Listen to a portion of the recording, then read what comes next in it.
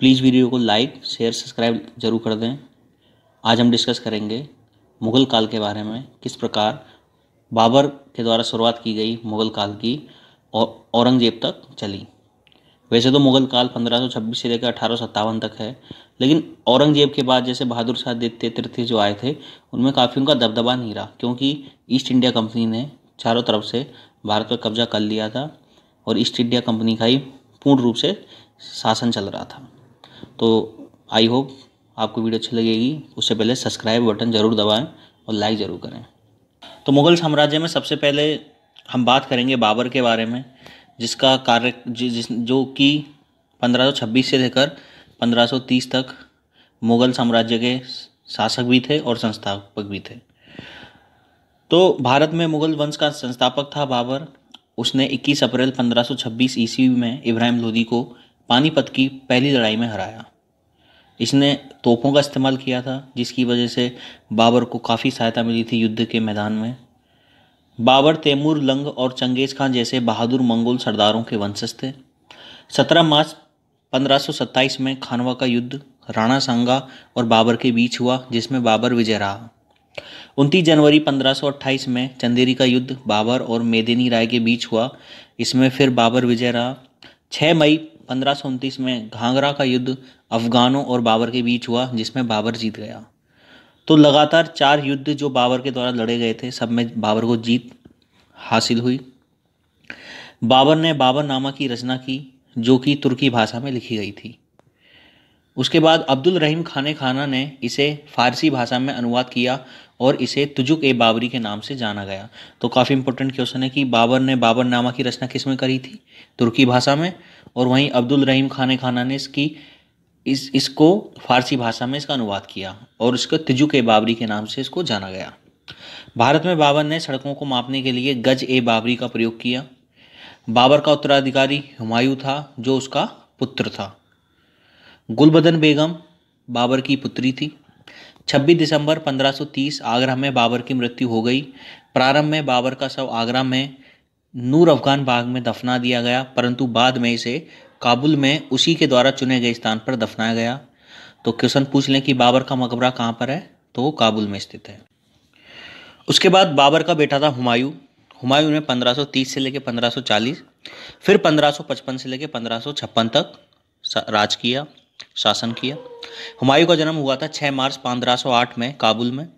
30 दिसंबर 1530 को 23 वर्ष की आयु में हुमायूं का राज्य अभिषेक आगरा में हुआ।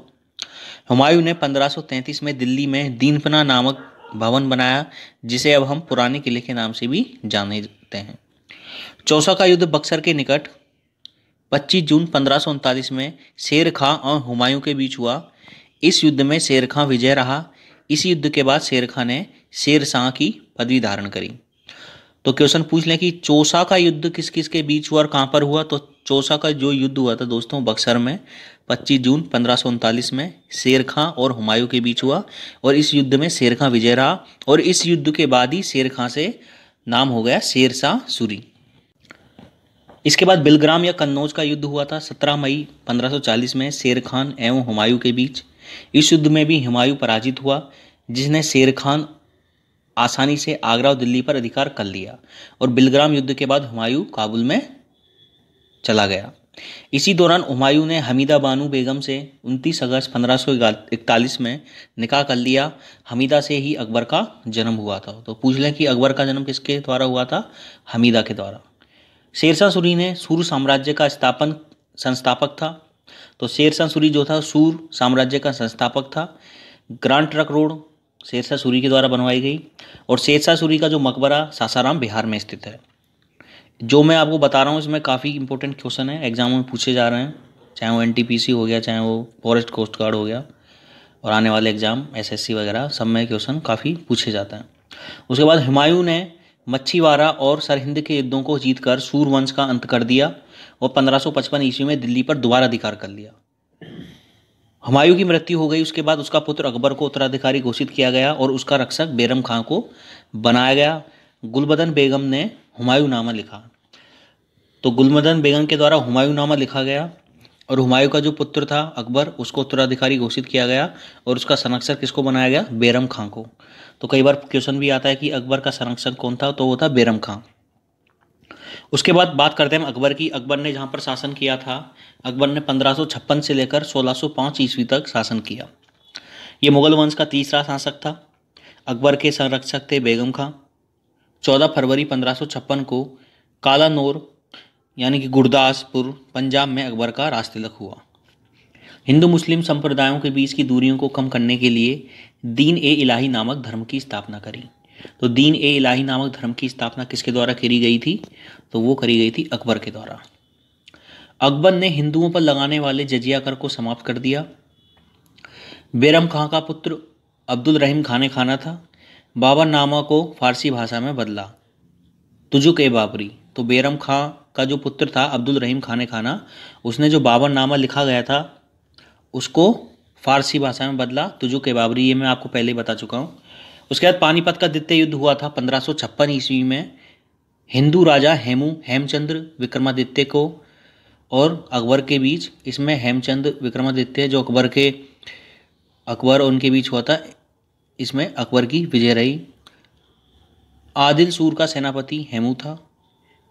आंख में तीर लगने के कारण इनकी मृत्यु हो गई थी।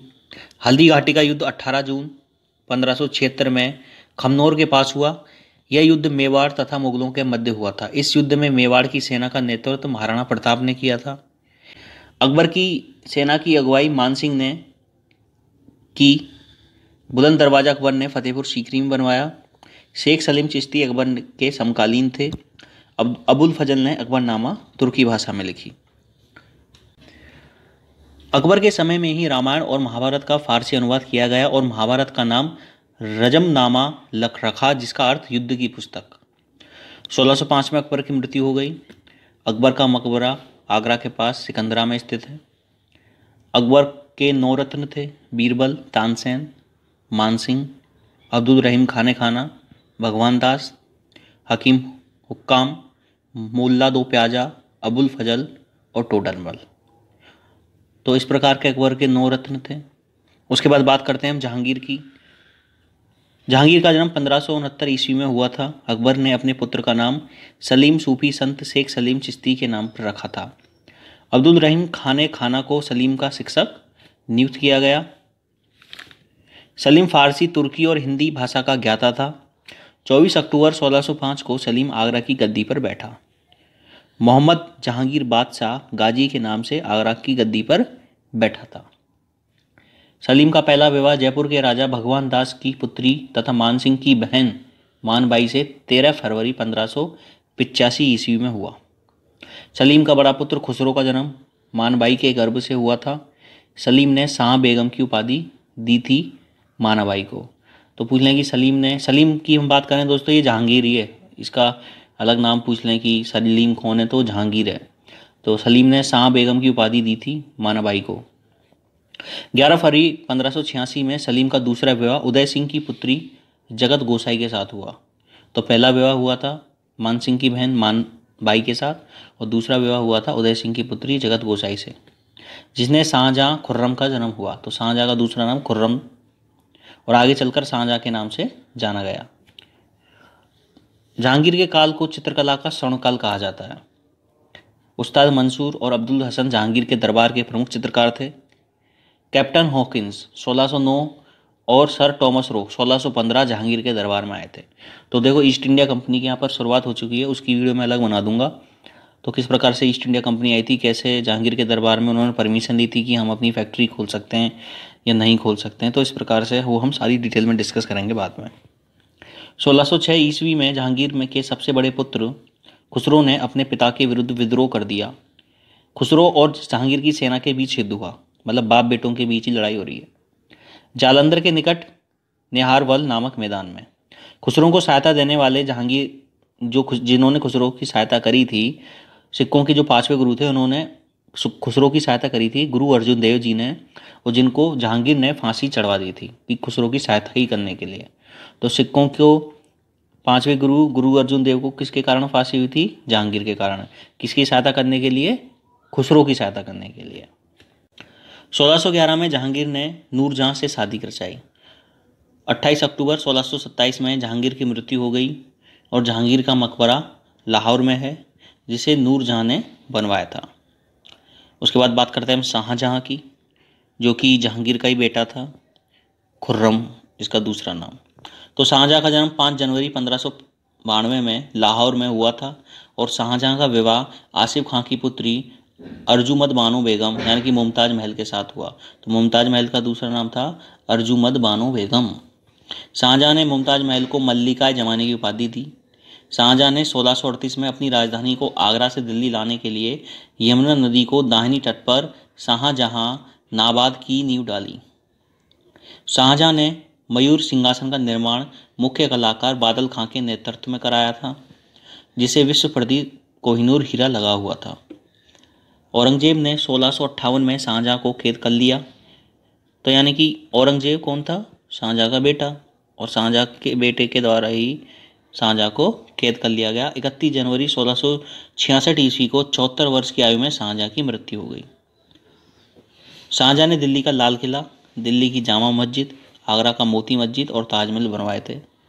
आगरा के जामा मस्जिद का निर्माण शाहजहां की पुत्री जहां आरा ने करवाया। तो इस प्रकार से क्वेश्चन शाहजहां में काफ़ी डिटेल में पूछते हैं, याद रखना। उसके बाद बात करते हैं हम औरंगजेब। औरंगजेब का जन्म 3 नवंबर 1618 में मुमताज महल के गर्भ से हुआ। पीर मोहम्मद हकीम औरंगजेब के गुरु थे। 18 मई 1637 में औरंगजेब का विवाह दिलराज बानो बेगम से हुआ। औरंगजेब सुन्नी धर्म को मानता था, इसे जिंदा पीर भी कहा जाता था। तो जिंदा पीर किसे कहा गया? औरंगजेब को। 1665 में औरंगजेब ने हिंदू मंदिरों को तोड़ने का आदेश दिया। इसके शासनकाल में तोड़े गए मंदिरों में सोमनाथ का मंदिर, बनारस का मंदिर, विश्वनाथ और वीर सिंह द्वारा जहांगीर काल में मथुरा में बनवाया गया केशवराय मंदिर भी था। तो किस प्रकार से कितने मंदिर का जो तोड़े गए औरंगजेब के समय में, वो काफ़ी दुखद घटना है, किस प्रकार से हिंदू पर अत्याचार करते आए मुगल। उसके बाद 1665 में हिंदुओं में होली के त्यौहार पर भी इसने प्रतिबंध लगाया था। 1669 में औरंगजेब ने मुहर्रम मनाना बंद करवा दिया था। मतलब हिंदुओं के साथ मुसलमानों के भी खिलाफ ये था, क्योंकि ये सुन्नी धर्म को मानता था। 1679 में जजिया कर फिर से लागू कर दिया गया। जो अकबर के समय पर जजिया कर था वो बंद कर दिया गया था, वापस से लागू किसके द्वारा किया गया? औरंगजेब के द्वारा। औरंगजेब के समय पर मुगल सेना में सबसे ज़्यादा हिंदू सेनापति थे। इस्लाम धर्म स्वीकार नहीं करने पर सिखों के 9वें गुरु तेग बहादुर की हत्या औरंगजेब ने 1675 में दिल्ली में करवा दी थी। एक तरफ जहांगीर के द्वारा गुरु अर्जुन देव को फांसी पर चढ़वाया गया था और एक तरफ इस्लाम स्वीकार नहीं करने पर औरंगजेब ने सिखों के 9वें गुरु तेग बहादुर की हत्या कर दी थी 1675 के अंदर। औरंगजेब ने मई 1666 में जयपुर भवन में शिवाजी को कैद कर लिया था, लेकिन शिवाजी जो थे वह बहुत चालाक तरीके से जेल से फरार हो गए थे। बीबी का मकबरा 1689 में औरंगाबाद में बनवाया गया। औरंगजेब की मृत्यु 1707 में हुई थी। तो इस प्रकार से बाबर से चलकर हुमायूं, अकबर, जहांगीर, शाहजहां, औरंगजेब, तो मुगल शासक काल जो था वो लगभग 1526 से स्टार्ट होकर और ख़त्म कहाँ हो गया? 1857 में। इसके बाद और भी जो मुगल शासक आए थे, लेकिन इसके बाद ईस्ट इंडिया कंपनी ने अपना पूरी तरीके से तख्ता गाड़ लिया था, तो उनका हम डिटेल में कोई ऐसा डिस्कस नहीं कर सकते हैं कि आगे जो जैसे बहादुर शाह जफर द्वितीय आए थे, फिर तृतीय आए थे, तो उनका काफ़ी, लेकिन एग्जाम में इसी जो बाबर से लेकर औरंगजेब के बीच का जो मुगल काल है उसमें पूछा जाता है। और बाकी जो वीडियो है रिलेटेड जो है कि किस प्रकार से ईस्ट इंडिया कंपनी आई थी, फ्रांसिस जो आए थे, वो हम बाद में आगे डिस्कस करते रहेंगे डे बाय डे। तो प्लीज़ वीडियो को शेयर, सब्सक्राइब, लाइक ज़रूर कर दिया करें। Thank you.